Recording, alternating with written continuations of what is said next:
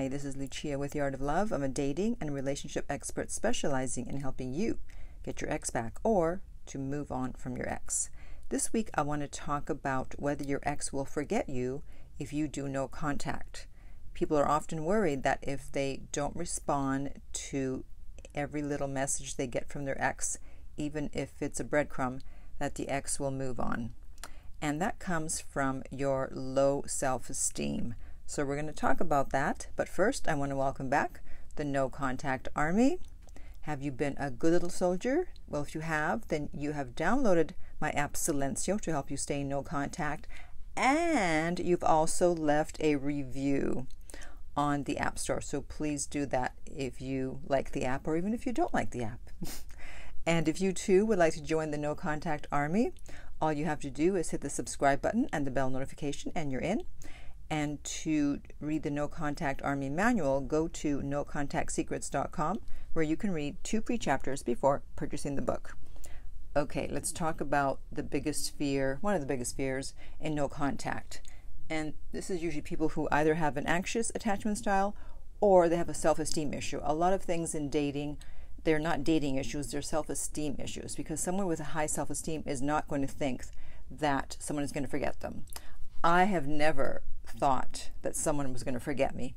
In fact, it's the opposite. It's like, yeah, he's not going anywhere. Or, yeah, I'll be hearing from him again. And no, it's not because of my looks, because there are plenty of guys and girls who are good looking and they are still worried that they're not going to hear from their ex. So it's about self-esteem, as I said, and also a scarcity mentality that they think that they're not going to be able to replace the ex if they don't hear from them. And so they think, oh my God, if I say no contact, the ex is going to forget about me. So as usual, I have a comment here that I want to read and we'll go from there. Okay, so this guy, I think it's the guy, said, on day 31 of no contact, it's a long distance thing. We were just on a week vacation in July, came home, and after another week, they stated that I shouldn't have any expectations and they have been seeing someone else, someone who's married. Ooh. But they also want me and cannot split themselves. And if it's not an issue, even better.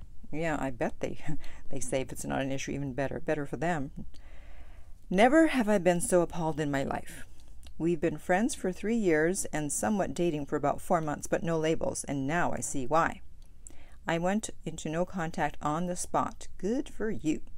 They kept texting me stupid memes for a week. Their friend messaged me to ask how I'm doing. I ignored all. Good. They went to Burning Man, so no internet for 10 days. Yes, one of those. Whatever that means. They contacted me right after Burning Man on day 28 with info they got home, asking how I am, and I ignored again. Good. Day 31 rolls up, and they message me on another app asking if I'm not checking the other app or still not talking to them. Ignored. Good. Later that night at 9 p.m., they messaged with this one, which I've been ignoring for 2 days now. Is it significant given the situation?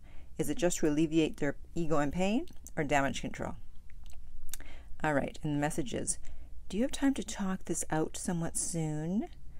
No matter what my feelings for you remain, okay, it'd be nice if people used commas once in a while. No matter what, my feelings for you remain the same. It's a situation I'd like to address. I'm still very fond of you and value what we have. I'm assuming it's a female. I don't know. Maybe it's a guy. So some of you may have heard that and said, oh, that's significant. We can respond. Nope. It's not significant. It's not. It sounds significant. No. Let me just finish reading here and then I'll address that. There's an in-person event that all of us, all the above mentioned, will have to attend in a month. Oh, joy. No way out of that obligation. Thank you for your videos. They've been giving me courage to be and fight for myself. Well, there is one way out of that obligation. All you have to do is say that, oh, I took a test and darn, I have COVID. Forevermore, we will always be able to get out of obligations now.